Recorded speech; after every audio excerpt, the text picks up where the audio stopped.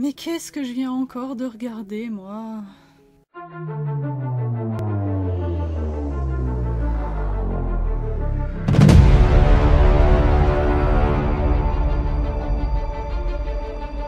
Je ne dois vraiment pas assez tenir à la vie pour perdre autant de temps à regarder ce genre de délire complètement perché qui me fait ressentir autant d'incompréhension que de curiosité limite morbide, vu l'état de presque mort cérébrale dans lequel j'étais à la fin de mon visionnage. Marudase Kintaro est un court-métrage de 9 minutes qui ont bizarrement été les plus longues de ma vie. C'est sorti fin 2020 au Japon, début 2021 en France, et vous pouvez le voir totalement gratuitement sur Crunchyroll si vous voulez vous faire du mal. C'est tellement n'importe quoi que même le diffuseur ne le fait pas payer, c'est dire le niveau. Et pourtant, je vais en parler parce qu'il faut absolument que je m'exorcise de ce que j'ai vu. Makoto et Kintaro filent le parfait amour, ou presque. En effet, Makoto est la cible d'attention non désirée de la part de plusieurs autres élèves de l'académie Onodera où ils étudient. On ne le saura pas dans cette OAV, mais si Makoto se fait attaquer, c'est parce que le défunt directeur de l'école lui en a laissé les rênes, en stipulant dans son testament que celui qui séduira le pauvre Makoto par ses exploits sexuels sera le prochain président de l'académie. C'est stupide. Pourquoi ne pas juste laisser Makoto gérer, ou le laisser choisir le meilleur candidat par des moyens normaux? Je ne sais pas, on est sans doute dans un genre d'humour absurde et abstrait totalement au-delà de ma compréhension.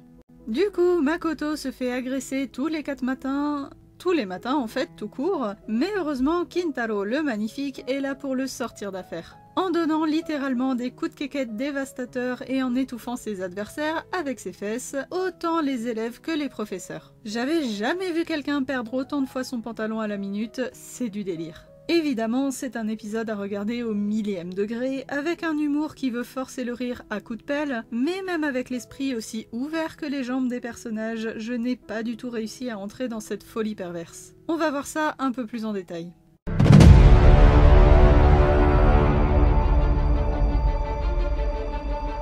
Le calvaire commence avec un avertissement qui vire immédiatement à l'humour graveleux, à l'image de l'histoire qu'on va suivre. On découvre donc notre personnage principal, Onodera Makoto, et son petit ami Masaka Kintaro. Et pourquoi il y a déjà une foutue paire de fesses à l'écran? C'est tellement gratuit! Et en plus c'est laid, l'animation est aux fraises, déjà que le pseudo-scénario de fond ne sert qu'à montrer des scènes explicites mais censurées, appliquez-vous au moins sur la forme. Bref, on a rapidement une phrase pour poser le contexte avec l'ennemi principal, l'école Kawakara, dont les élèves et divers employés veulent prendre la tête de l'académie Onodera et le popotin de Makoto par la même occasion. Et après seulement 56 secondes d'épisode, Makoto est donc suspendu par les poignets et se fait agresser de façon immonde par le directeur de l'école adverse et devant un public conséquent aussi ébahi que moi.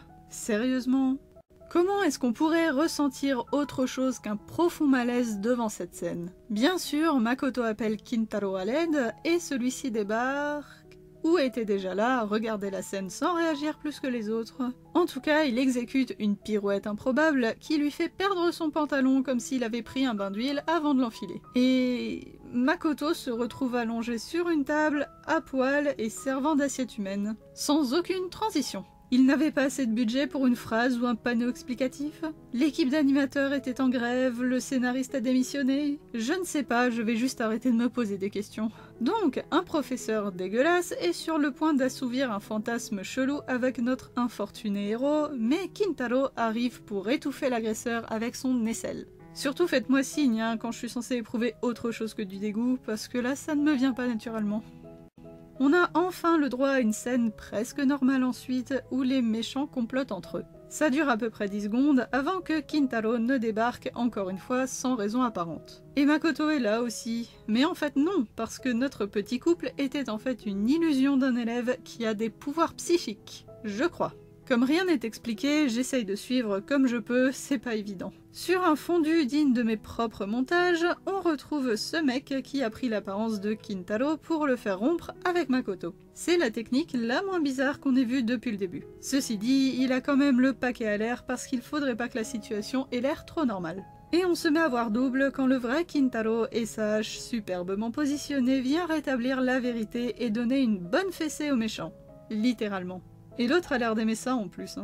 Après une nouvelle punchline du charismatique sauveur, on découvre le boss final. Et c'est super, parce que ça veut dire qu'on arrive à la fin de l'épisode.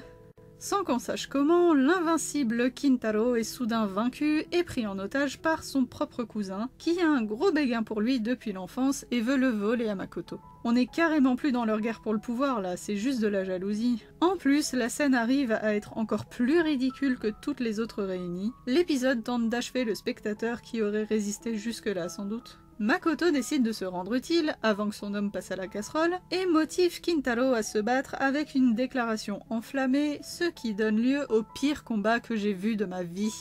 Les dialogues, l'animation, la musique, y a rien qui va. Mais enfin, le boss est mis à terre par les coups de rein en pleine face de notre fabuleux héros. Je vous épargne cette vision vomitive. On en revient rapidement au tout début pour que Kintaro finisse son combat à sens unique avec le directeur de l'autre école. Un enchaînement de techniques spéciales pervers que je ne vais pas montrer plus tard, le générique met fin à ce calvaire. Et ce truc n'est vraiment déconseillé qu'aux moins de 12 ans.